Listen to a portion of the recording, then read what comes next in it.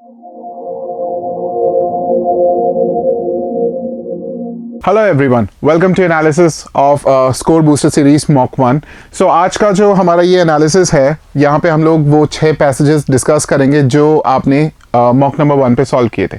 So the passage number 1 is about US China relationship and its effect on India and क्या पूरा development हुआ India पे क्या फ़र्क पड़ेगा, या फिर ऑथर ने इंडिया के लिए क्या कहा। This passage is about all that. So देखते हैं फर्स्ट पैराग्राफ में ऑथर ने यहाँ पे क्या कहा कि जब जो बिडेन ने ऑफिस अज्यूम किया एंड यूएस का चाइना के साथ समिट होने में 10 month, it took almost 10 months. So ये क्या शो करता है कि not everything is not well between US and China and India के लिए फिर ऑथर जो है यहाँ पे एक आर्ग्यूमेंट दे रहा है कि India must carefully monitor the state of US China relations but there is no reason for Delhi to panic at Washington's engagement. Moving ahead आप देखेंगे कि यहाँ पे कुछ सजेशंस इंडिया के लिए दिए हुए हैं कि इंडिया को क्या करना चाहिए, बट देन ऑथर जो है एक बात बोल रहा है कि इंडिया को वरी करने की ज़रूरत नहीं है। सो यहाँ पे अगर देखें, सो क्वेश्चन नंबर वन ये पूछ रहा है the statement that it took 10 months to organise the first bilateral summit between US president Joe Biden and Chinese leader Xi Jinping says a lot about uneasy state of relations between Washington and Beijing and इसका assumption क्या है। So for that we actually have to look closely at paragraph number 1 जहां पे हमको ये statement दे रखा है। ये स्टेटमेंट हमें कहाँ दे रखा है? ये स्टेटमेंट हमें यहाँ पे दे रखा है। ये रहा वो स्टेटमेंट। सो 10 महीने लग गए and it reflects about uneasy state of relations between the two countries. इसका अजम्पशन क्या है? ऑप्शंस हमारे पास क्या है? The first option says time taken by two countries to hold bilateral talks shows the state of bilateral relation between the two countries। यही इसका assumption बनेगा। That's the right answer। क्यों? assumption होता क्या है? assumption is a premise, unstated premise जो conclusion का part बनती है, conclusion को सपोर्ट करती है। So यहाँ पे assumption statement क्या था? ये जो 10 महीने लगे होल्ड करने में, एक समिट को ऑर्गेनाइज करने में बिटवीन टू कंट्रीज, ये बताता है कि इन दो कंट्रीज में everything is not good, the state of relationship is not good। so इसका assumption क्या बनेगा कि countries कितना टाइम लेती है ये करेक्टली बताता है कि उनका relationship कैसा है। so यही इसका assumption बनेगा and that's your answer। let's look at question number 2। question number 2 जो है which of the following is और are correct as per the information. यहाँ पे आपके पास 3 क्वेश्चंस, 3 स्टेटमेंट्स दे रखे हैं फॉलोड बाय 4 ऑप्शंस।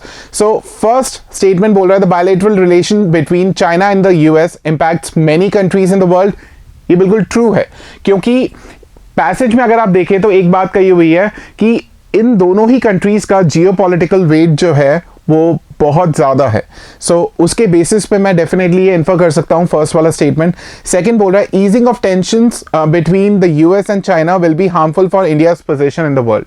अगर आपने पैसेज रीड किया है तो पैसेज में ये क्लियरली कहा हुआ है India need not worry about the improving relations, rather India should focus on improving its standing among major countries.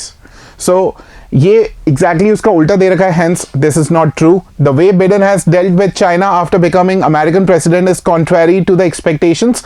ये आपको जरूर यहाँ पे दे रखा है। सो अगर आप देखें यहाँ पे जो दे रखा है statement, unlike the politically chaotic Trump, Biden has moved more systematically in challenging China। सो जैसा मैंने आपको बताया, इसी के ऊपर हमको यहाँ पे भी दे रखा है although many expected Biden to reverse Trump's policies, he has reinforced them.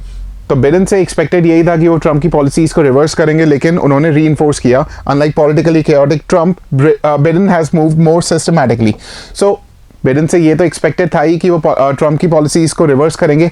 तो अगर आप देखें यहाँ पे कह रखा है the way Biden has dealt with China after becoming American president is contrary to expectations. तो फर्स्ट एंड थर्ड जो है वो दोनों ही सही है, हेंस पूछ रखा है which of the following is incorrect. So the correct answer should be option C. यहाँ पे option C is the correct answer, second जो है वो ऑपोजिट है। Let's look at question number 3। Question number 3 जो है वो बोल रहा है which of the following is suitable title to the passage. अब आइडिया क्या फ्लो हो रहा है कि US and China they are trying to improve relations and उसके बाद ऑथर ने इंडिया के जो फियर्स हैं उसको प्लकेट करने की कोशिश की है। क्योंकि ऐसा माना जा रहा है, कुछ लोग ऐसा मान रहे हैं कि चाइना के साथ बिगड़ते हुए रिलेशनशिप के कारण ही इंडिया को इंपॉर्टेंस मिली। अब अगर यूएस एंड चाइना दोनों साथ में वापस आ जाएंगे, रिलेशनशिप इंप्रूव हो जाएगा, तो इंडिया के लिए कुछ बुरा हो सकता है। बट देन ऑथर इन चीज़ों को निगेट कर रहा है एंड इसीलिए इसका जो सूटेबल टाइटल है वो क्या होगा, US and China bilateral engagement engenders consternation with India. Consternation is fear or anxiety. So US-China bilateral engagement engenders consternation with India. That's the correct answer for this question. If you look at question number 4, which of the following the author suggests that India do as the US and China try to improve their relationship? कुछ लोगों ने यहाँ पे option B भी choose किया होगा, by this is try to reshape the regional and global balance of power. But then ये incorrect answer option है। ऑप्शन बी इनकरेक्ट इसीलिए है कि ऑथर जो है वो केवल इंडिया को अपनी खुद की स्टैंडिंग या फिर रैंकिंग जो है वो इम्प्रूव करने का सजेशन दे रहा है। Nowhere author is trying to suggest that India should try to reshape the regional and global balance of power. The author is only suggesting that India reinforce its partnership with major powers across the world. अपनी खुद की standing position को improve करे। So the correct answer is option A. B was a close answer option लेकिन incorrect है। Let's look at question number 5. As per the information in the passage, deteriorating relationship between the US and China is a result of. So यहाँ पे अगर आप देखें तो हमारे को एक इंफॉर्मेशन दे रखी है कि under Trump the US shifted from engagement at all costs with China to challenging it across a broad front. So इस पर्टिकुलर लाइन से हम ये इन्फ्रेंस ले सकते हैं कि डिटेरियोरेट क्यों हुआ यूएस एंड चाइना के बीच में relationship, engagement on multiple fronts turning into broad confrontation and ये रीजन है। Option B is your answer. So I hope ये पैसेज आप सब लोगों को अच्छे से समझ में आ गया होगा। Let's look at passage number 2। Now passage number 2 is about name change exercise that Facebook adopted in order to improve its image. जो इमेज लेटली फेसबुक की खराब हुई है as it was involve in multiple scandals and उसके कुछ endeavours रहे जिसको लोगों ने सपोर्ट नहीं किया। सो उसी को इम्प्रूव करने के लिए, जनरल इमेज इम्प्रूव करने के लिए फेसबुक ने एक नेम चेंज एक्सरसाइज अडॉप्ट किया, जिसके लिए बाद में ऑथर ने कहा कि ये नेम चेंज एक्सरसाइज जो है वो कहीं पर भी हेल्पफुल नहीं रहने वाला है। इंस्टेड जो लास्ट में कुछ कह रखा है कि फेसबुक कुछ ऑल्टरनेटिव्स चूज कर सकता था, ऑल्टरनेटिव राउट जो है वो चूज कर सकता था। So let's look at question number 6। Which of the following most appropriately describes the passage. यहाँ पे बोल रखा है कि an argument describing ways to rebrand a company. But then ये कोई जनरल आर्ग्यूमेंट नहीं है, मतलब इन जनरल नहीं है कि सभी कंपनीज के ऊपर एप्लीकेबल हो, इसीलिए ये गलत हो गया। बी बोल रहा है an argument elaborating the difference between rebranding and name change. Again the argument is very specific to Facebook, इसलिए ये भी गलत है। An argument against using a strategy to address crisis. That's the correct answer because यहाँ पे अगर देखें तो ऑथर का आर्ग्यूमेंट यही है कि फेसबुक जो ये नेम चेंज एक्सरसाइज कर रहा है इससे कुछ ज़्यादा फायदा नहीं मिलने वाला। कुछ ऑल्टरनेटिव स्टेप्स लिए जा सकते थे instead of name change exercise. So an argument against using a strategy to address crisis, यही इसको पैसेज को डिस्क्राइब कर रहा है। पैसेज का ऑर्गेनाइजेशन पूछ रहा है आपसे। अगर क्वेश्चन नंबर 7 देखें, which of the following appropriately reflects authors mood towards name change bye Facebook. So author का एटीट्यूड या मूड टुवर्ड्स नेम चेंज कैसा है, हमको जैसा हमने अभी पैसेज डिस्कस किया जिस तरीके से, उससे तो ये लग रहा है कि author is not very happy with this name change exercise. Hence the correct answer should B pessimistic and defensive.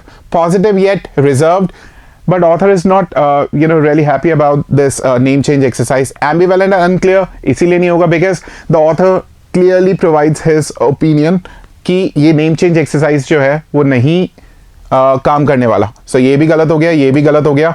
Accepted with alacrity, alacrity is readiness, so accept तो किया ही नहीं, सो ये भी गलत. The correct answer is option C. अगर हम लोग क्वेश्चन नंबर 8 देखें, which of the following can be answer on the basis of information in the passage. अब दो ऑप्शंस जो है वो यहां पे क्लोज है. Option A, why is the company feeling the need to change its name. ये तो पैसेज में क्लियरली बता रखा है, बिकॉज ऑफ सम एंडेवर्स जो लोगों ने पॉजिटिवली नहीं देखे. फेसबुक का जो इमेज है जनरली वो खराब हो गया, and because of which Facebook thought to change its name. So A जो है, why is the company feeling the need to change its name, इसका आंसर हमें क्लियरली पैसेज में मिलता है. But then what benefits will accrue to company if it changes its name? So benefits क्या होंगे इसके बारे में कुछ डिस्कस नहीं कर रखा. हमें ये बता रखा है कि नेम चेंज क्यों हो रहा है. So कुछ बुरी चीजें हैं जिसको कवर अप करने के लिए शायद नेम चेंज हो रहा है. But then what benefits will accrue to company, इसके बारे में कुछ कह नहीं रखा. So although this might look very close, but then ये ऑप्शन जो है गलत है. Why the US senators want to regulate Facebook, why Frances Haugen gave damning testimony. Option D could have been a close answer option as well, लेकिन ये भी गलत है. फ्रांसिस हॉगन ने कुछ स्टेटमेंट्स दिए अगेंस्ट फेसबुक, बट देन उसमें Hogan का मोटिवेशन क्या था, क्यों उसने ऐसा किया, उसके बारे में नहीं कुछ कह रखा. सो इसीलिए ऑप्शन डी भी गलत है. And option C anyway is not actually related to passage, मतलब इसका आंसर हमें नहीं मिलता. ऑप्शन अच्छा, question number 9, which of the following is consistent with the passage. The name change exercise will affect names of products offered by company. So name change exercise से products पे कोई फर्क होने वाला है नहीं, ऐसा कुछ कह नहीं रखा. Facebook's association with crypto currency was not seen in positive light. Definitely it's your answer, and ये आपको यहाँ पे दे भी रखा है. If you look at first paragraph, second paragraph, in fact यहाँ पे कह रखा है, in Facebook's case it comes with strong associations, some reputational damage, scrutiny from Congress and disapproval from general public. The Facebook name has led to trust deficit in some of its recent endeavors. Lately Facebook ने कुछ ऐसे steps लिए जिससे trust deficit हुआ, including its expansion into crypto currency. So crypto currency का जो Endeavour था या फिर क्रिप्टो करेंसी को लेके जो फेसबुक ने स्टेप्स लिए थे, that was not seen in positive light. So यही आपका यहाँ पे आंसर बनेगा. Facebook's association with crypto currency was not seen in positive light. Question number 10, which of the following logically continues the passage. अब यहाँ पे लास्ट में आपके पास एक ब्लैंक दे रखा है. सो क्या रखा है, renaming does make sense to clarify companies organisation the way other conglomerates have. Renaming से तब सेंस बनता है जब कंपनी के ऑर्गेनाइजेशन के बारे में क्लैरिटी देनी हो. Facebook would do well to follow in Google's example. Through restructuring in 2015, Google named its parent company Alphabet to reflect its growth beyond just a search engine. A new name is least of Facebook's problem. Facebook की problem new name से change नहीं होगी. Facebook needs to, यानी कि कुछ additional steps बता रहा है. Let's look at the options. Carry out some exercises in addition to name change exercise. But then name change के लिए तो ऑथर जो है वो वहाँ पे मना ही कर रहा है. सो नेम चेंज करो, साथ पे कुछ और भी करो. सो इसीलिए ये ऑप्शन गलत हो गया. Drop its current idea altogether and think about other strategies that may divert public's attention. So diverting public's attention is not one of the objectives of Facebook. Instead, trust building exercises करनी चाहिए ना. So diverting public's attention, इसकी वजह से ये option गलत हुआ. Let public know about its intention and what better way could there be than a name change exercise. But then name change के लिए ऑथर अग्री ही कहाँ कर रहा है. Pursue trust building changes within the company so that its users and public can support rebranding. So कुछ ऐसी चीज़ों के लिए ऑथर जो है सजेस्ट कर रहा है. Hence the correct answer is Delta. So I hope ये दोनों passages जो हैं वो आपको अच्छे से समझ में आए होंगे. Let's move to third passage now. Now the third passage. अब ये passage जो है, it is all about sports and how it plays a role in uniting people. So author ने पैसेज जो है बिगिन कैसे किया कि न्यूजीलैंड ने अपना टूर जो था वो कैंसिल कर दिया था। पाकिस्तान ने इससे होप लूज नहीं किया, you know, it strengthened the resolve for T20 world cup. And उसके बाद राइवलरी, फिर इंडिया एंड पाकिस्तान की बात किया कि किस तरीके से यू नो इंडिया और पाकिस्तान का जो मैच होता है वो लेजेंडरी होता है एंड इट गेट्स अटेंशन ज़्यादा, ऑल्दो इनको खेलने का मौका नहीं मिलता। लेकिन विराट कोहली ने जिस तरीके से यू नो कैमराडरी शो किया था, that this is what sportsmen and sportsmanship and spirit of cricket are all about. यही स्पोर्ट्स को दिखाता है। सो फिर आगे ऑथर जो है अपना ओपिनियन भी रख रहे हैं। Sports should be above politics and favouritism, sports unites people and it should be celebrated as such. So sports का इंपॉर्टेंस शो किया है and how sports you know sports bring people closer. So ये सब कुछ यहाँ पे बता रखा है। Let's look at first question. अब यहाँ पे हमारे पास यू नो 4 स्पेसेस है, 1 2 3 4। हमें ये ग्रामर बेस्ड क्वेश्चन है जहाँ पे हमें यू नो करेक्ट प्रोनाउंस और प्रेपोजिशंस रखने। सो अब देखिए इसका जो आंसर है वो होगा ऑप्शन बी। यहाँ पे बहुत सारे लोगों ने गलतियाँ की हैं। मैं इसमें एक ही पॉइंट के थ्रू I mean, अगर आप थर्ड देखें तो थर्ड पोजीशन पे यहाँ पे एक ही प्रेपोजिशन आना चाहिए, एट। अब एट क्यों आएगा? क्योंकि हम लोग वहाँ पे इन यूज़ नहीं कर सकते हैं। Preposition at is used for a venue और अ प्लेस और an event, but then in यहाँ पे हम लोग यूज़ नहीं करेंगे बिकॉज लिटरली वो उसके अंदर नहीं है, राइट। सो एट यूज़ होगा। आप देखें ए, सी एंड डी तीनों ही जगह पे हमारे पास इन यूज्ड है। अब कुछ लोगों को यहाँ पे कंफ्यूजन होता है कि यहाँ पे देयर क्यों आएगा। अब क्योंकि हम लोग पाकिस्तान की बात कर रहे हैं तो फिर देयर क्यों, वहाँ पे इट्स आना चाहिए। But then you should also know that when we talk about Pakistan we don't you know use their for a country, but then we use their for you know members of Pakistan cricket team. So हम लोग Pakistan cricket team के members की यहाँ पे बात कर रहे हैं। Yet Pakistan did not lose hope. So was it a country that did not lose hope or team members? In case you know यहाँ पे आप देखें तो कंट्री की बात नहीं हो रही है, क्रिकेट टीम की बात हो रही है। Yet team members did not lose hope. These incidents seem to have strengthened their resolve for T20 World Cup, as has been evident from first 2 games of the tournament. Pakistan played their first match at T20 World Cup against India on Sunday. Despite being a young and inexperienced side, Pakistan restricted India.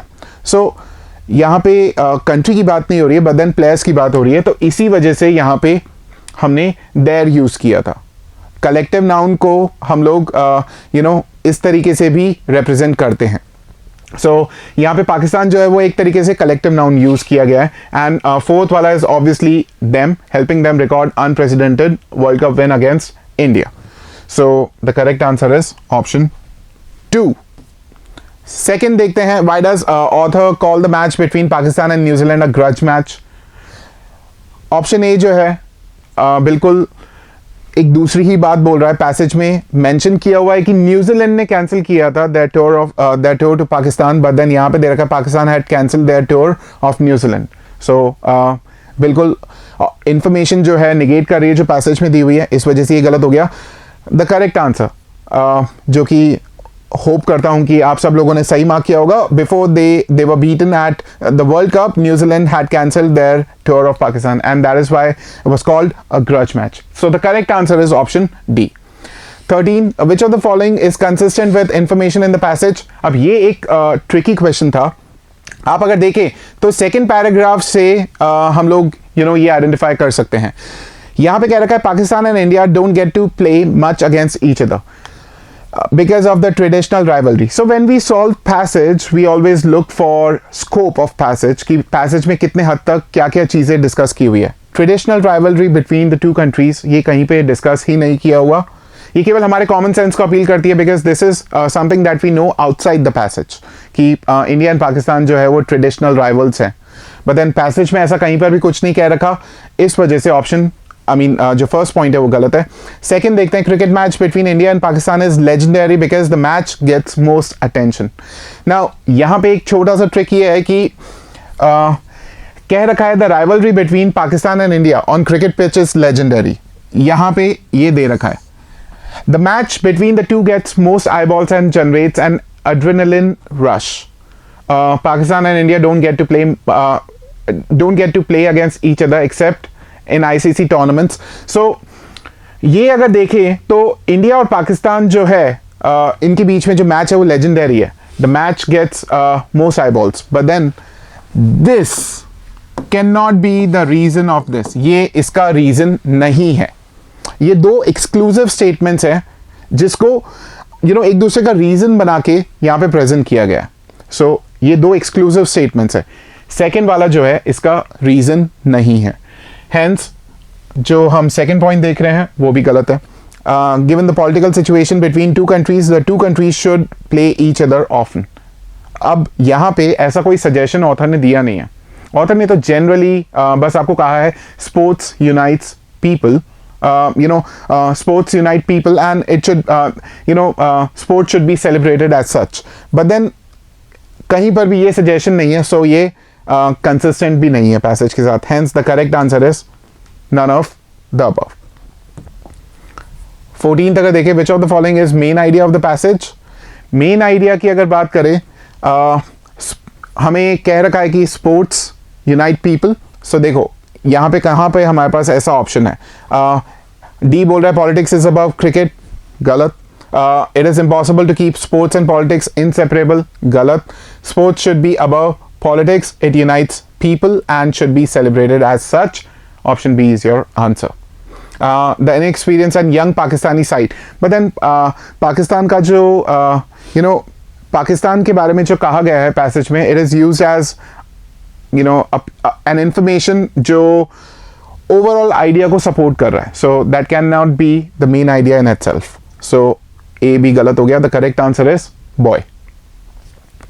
Which of the following is appropriate title to the passage? Politics and sports, a long and complicated relationship, how cricket can restore peace between India and Pakistan, impossibility of keeping politics out of sports. ऐसा तो कहीं पर भी नहीं कह रखा कि politics जो है वो स्पोर्ट्स से अलग नहीं किया जा सकता. Game above politics, celebrating the spirit of cricket, that should be your answer. The correct answer is delta. Game above politics, celebrating the cricket the spirit of cricket.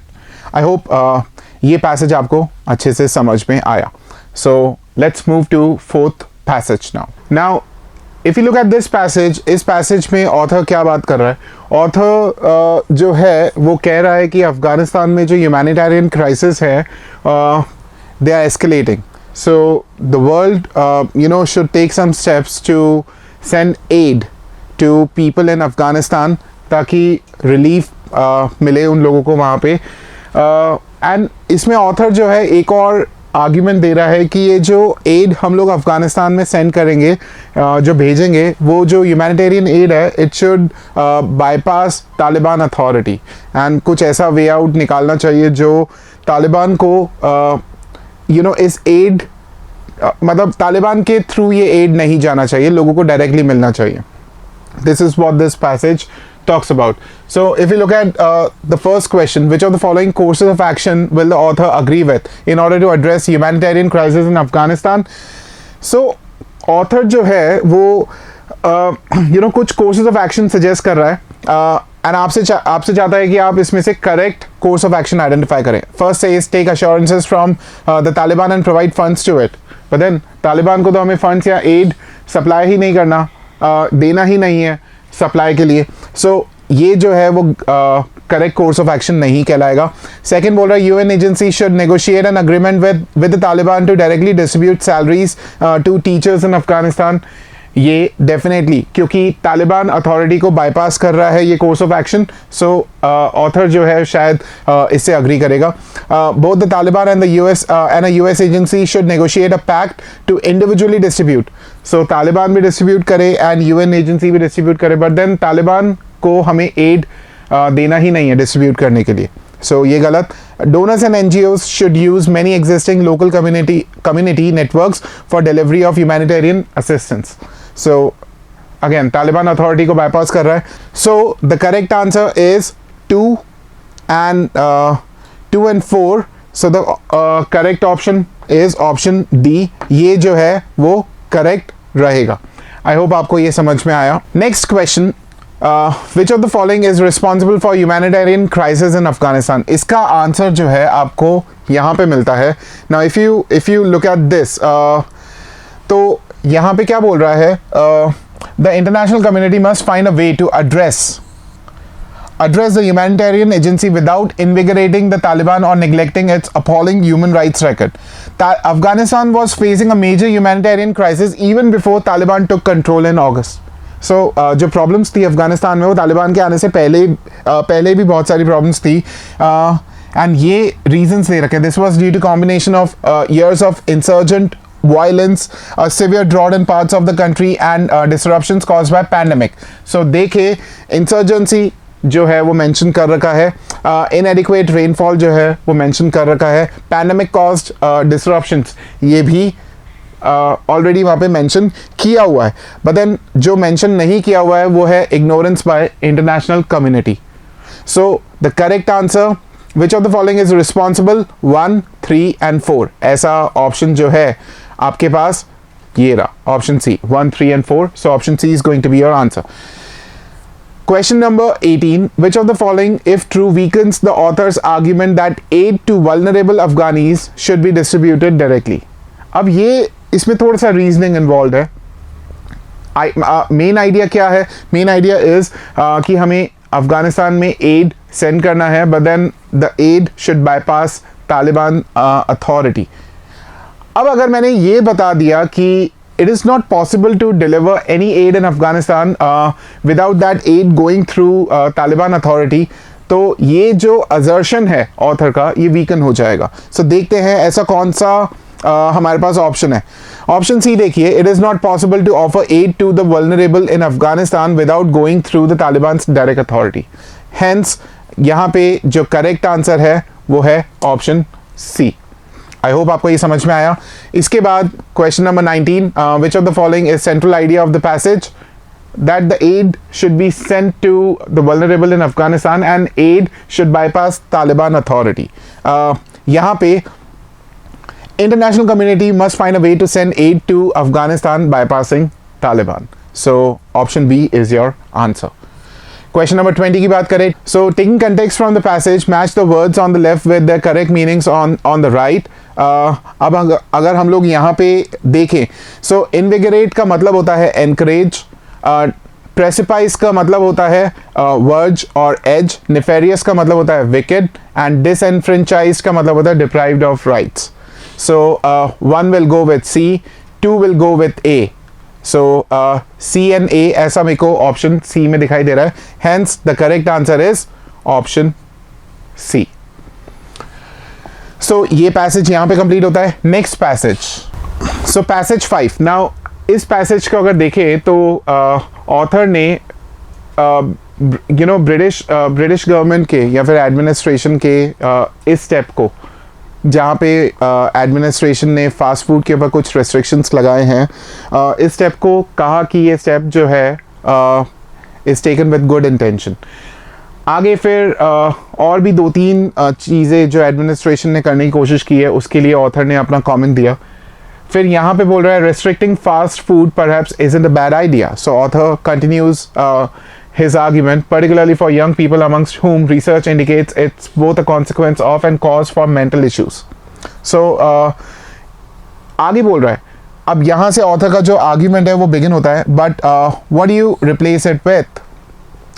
Kids having a KFC and McDonald's for multiple meals in West are statistically more likely to belong to lower income groups. In the West, it's more expensive and difficult to procure healthy produce than to walk down the takeaway or order in. So आप उसको किससे replace करोगे? Healthy food choices जो कि बहुत महंगी हैं. Like most addictive substances, fast food targets the poor and vulnerable and solution to it can not just be restricting. So आपने जो ये किया, that cannot be the only solution to this problem. Like most shortcuts in life, interdiction tends to backfire. what is more important is to ensure food habits and economies that do not make eating healthy a function of wealth. It should not be limited to wealthy people. So author जो है यहाँ पे कुछ इस तरीके की बातें कर रहा है. So देखते हैं. Question number 1 on this passage: which of the following is stated as an impediment to healthy eating habits in Lancashire? Lack of healthy food options pushing people towards unhealthy diet. Now healthy food options की कमी नहीं है. Healthy food options तो हैं, but then healthy food options जो हैं, they are too costly for some people to afford. People deliberately choosing fast food over healthy food choices. ये option जो है थोड़ा सा ओपन एंडेड ऑप्शन है. लोग जो है वो चूज कर रहे हैं डेलिबरेटली, बट देन कहीं पर भी वो पॉवर्टी वाला जो एलिमेंट है जो पैसेज में शो कर रखा है वो एलिमेंट यहाँ पे नहीं है. Lower income levels forcing people to choose unhealthy diet. That's the answer. So the correct answer is option C. Next अगर यहाँ पे देखें, which of the following is an appropriate title to the passage? Eating a healthy diet is too expensive for people in Britain. The option is too wide, too broad, because Britain की बात हो गई है, जबकि यहाँ पे passage में ये पूरा जो passage है, it's about people in Lancashire, right? Britain places restrictions on takeaway food as measured to counter obesity. Again, a very broad option. Addressing the problem of obesity requires access to affordable healthy foods, and price gap between healthy and unhealthy food rises in Britain. Option D तो out of context है. Addressing the problem of obesity requires access to affordable healthy foods. ये exactly जो points mention किए हुए हैं passage में उसको address कर रहा है कि obesity को अगर आप tackle करना चाहते हो requires access to affordable healthy foods. So the correct answer is option C. Which of the following courses of action will the author agree with to alleviate the problem of obesity in Lancashire? Direct distribution of cash among locals to help them buy healthy food. Locals की बात कर रहा है, but then not everyone in Lancashire is deprived of money. Some people have money. So direct distribution of cash among the locals. तो क्या सब लोगों को पैसे दे दिए जाए? नहीं. Encouraging exercises that help people with desk-bound jobs burn fat and lead a healthy lifestyle. ये क्योंकि फास्ट फूड के अलावा कुछ और भी प्रॉब्लम्स वहाँ पे ऑथर ने डिस्कस की हुई है. Hence 2 is one of the possible courses of action. And encouraging imports of healthy foods at cheap rates from other countries, increasing variety and decreasing prices. बिल्कुल प्राइजेस कम होंगे, सो लोगों की एक्सेसिबिलिटी जो है वो बढ़ेगी. सो सेकेंड एंड थर्ड ये दोनों जो है बिल्कुल सही है on the basis of information contain in the passage. So the correct answer is boy. Now this question: which of the following strengthens the author's assertion that lack of healthy food options is a cause of obesity?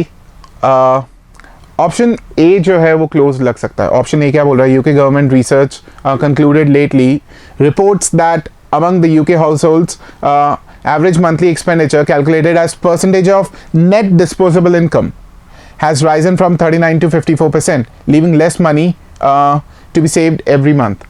So it is talking about increase in household expenditure. So household expenditure में food भी आ सकता है. तो यानी कि उनका जो expenditure है वो increase हुआ और उनकी savings कम हो गई. But then expenditure जो हुआ उसमें food household expenditure है, तो food जो है वो already included होगा उसमें. तो ये कहीं पर भी ये mention नहीं कर रहा कि पैसे ना होने की वजह से जो है वो हेल्दी फूड ऑप्शंस की तरफ नहीं जा रहे हैं. राइट. सो ऑप्शन ए जो है वो यहाँ पे इनकरेक्ट हो गया. If you look at option D, in 2019, UK government research estimated average cost of healthy foods came around 7.68 compared to 2.48 for less healthy food of same calorific value. So healthy food जो है वो महंगा है and जो fast food है वो सस्ता है वहाँ पे. Discouraging majority from spending on healthy foods. So जो लोग हैं वो हेल्दी फूड पे स्पेंड नहीं कर रहे हैं एंड यही इसको स्ट्रेंथन भी करेगा कि lack of healthy food options is the cause of obesity. 25. Which the following words on the left have meaning on the right? So हमें यहाँ पे अगेन मैच करना है करेक्ट मीनिंग्स के साथ उन वर्ड्स को. So menace is a sort of a threat or danger. So one goes with D. Sedentary is tending to spend too much time seated. Anodyne is a drug or medicine, and interdiction is prohibition, a ban. So यहाँ पे 1 goes with D, 2 goes with C. So जो हमारे पास option है that's D, यही आपका answer है. If you look at this passage talks about new work week, जो अभी एक रेवोल्यूशनरी स्टेप लिया है यूएई गवर्नमेंट ने, जहाँ पे वर्क वीक को जो प्रेजेंट वर्क वीक है उसको रिड्यूस करके 4.5 डे कर दिया गया है. सो यहाँ पे ऑथर जो है रीजंस बता रहा है, एंड साथ ही साथ लास्ट पैराग्राफ में देखें तो ऑथर जो है उसके कुछ बेनिफिट्स भी हमें काउंट करवा रहा है. Author is also trying to alleviate fears that this would not decrease the productivity.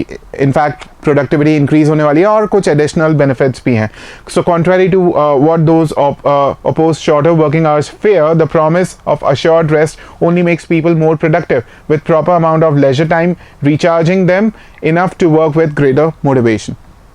So let's look at first question. Which of the following is consistent with the information contained in the passage? The UAE has a shorter work week as compared to that in other countries in the world. So यहाँ पे UAE का जो work week है that's shortest, right? So has a shorter work week as compared to that in other countries in the world. So ये जो है सही है. Some people fear that reducing working hours might reduce productivity. ये हमको last paragraph first line में दे ही रखा है. The UAE shortened its work week because it feared of great resignation being witnessed. But then यहाँ पर अगर देखें so passage में second paragraph में यहाँ पे कह रखा है but it's the second one that has more universal resonance, boosting worker productivity. So work week short क्यों किया गया है कि जो productivity है उससे increase होती है. ठीक है. It is not a coincidence that UAE's move should come even as countries like USA and UK reel under what is being called the Great Resignation. So ये इसका reason है ही नहीं. यहाँ पे दे रखा है it is the second one that has more universal resonance, boosting worker productivity and improving work-life balance, जिसकी वजह से ये स्टेप लिया गया है. Hence थर्ड जो है वो सही नहीं है. So the correct answer 1 and 2.